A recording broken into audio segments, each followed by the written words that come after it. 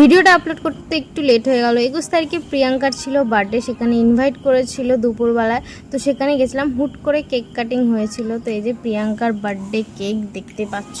তো ওখানে দিদিভাই রেডি করে দিচ্ছিল। এটা হচ্ছে মামার মেয়ে, প্রিয়াঙ্কা বেস্ট ফ্রেন্ড। তো প্রিয়াঙ্কাকে কেক তুলে দিচ্ছিল। তারপরে প্রিয়াঙ্কার হলো আশীর্বাদ, কেক কাটিং।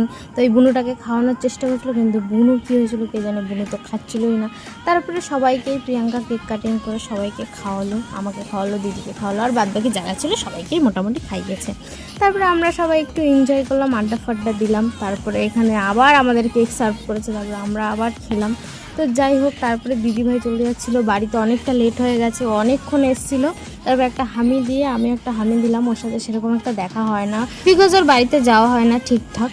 তো বাড়ি চলে যাচ্ছে, ওকে করে দিলাম টাটা। আর প্রিয়াঙ্কা ওইদিকে লাঞ্চে বসবে দুপুরে, তারপরে আবার ওর কাজে বেরিয়ে যাবে। তো টাটা করে দিলাম। আমার মিনি ব্লগটা এখানে শেষ করলাম, টাটা।